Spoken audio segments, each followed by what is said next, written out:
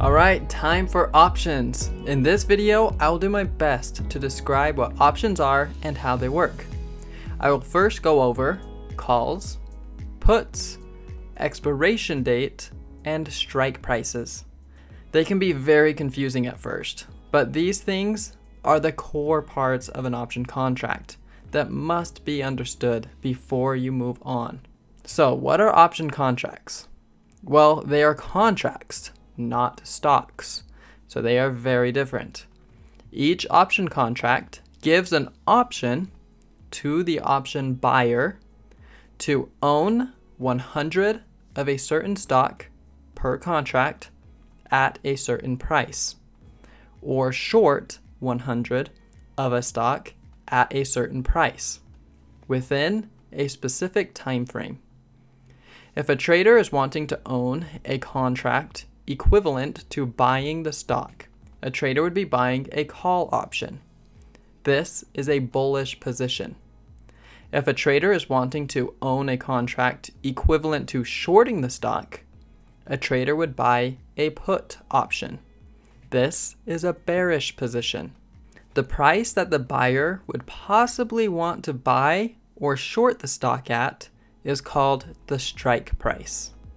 The date that the option expires is obviously the expiration date. People like options because it gives leverage.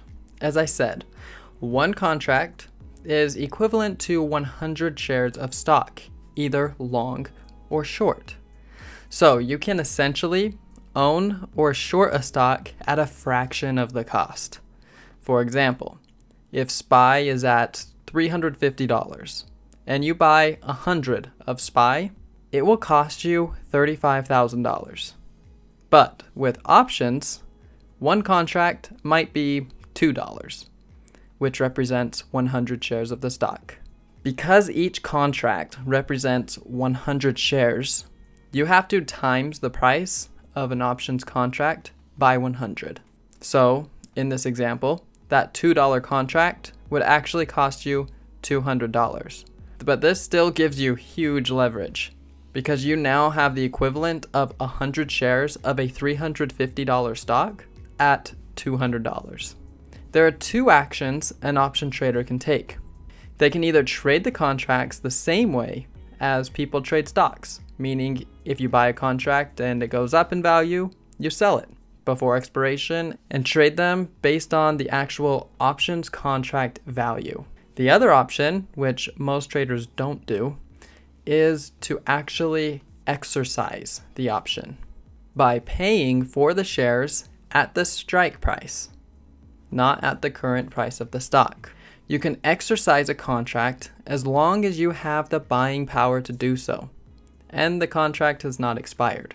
For example, say I own SPY calls that cost me $2.50. with the strike price of $350. When I purchased the call, the stock was at $350. Now, the stock is currently at $380. Say that my contract expires today, and my call is now worth $4.50. Because SPY went up in value, bringing my contract up in value, I could sell the contract and just keep the profit of the $2, or this would be $200. Or the other option is to exercise the option. The stock is now at $380, and I have the option to buy the stock at $350 because that's my strike price, even though the stock is now at $380. So if I want to exercise the contract, I would then have to pay $35,000 to buy 100 of the stock at $350. I then would own 100 of the stock at $350. All the numbers in this example were just made up. This was just an example. I know there was a lot of lingo here. Take your time and let it all sink in. And I'll see you in the next video.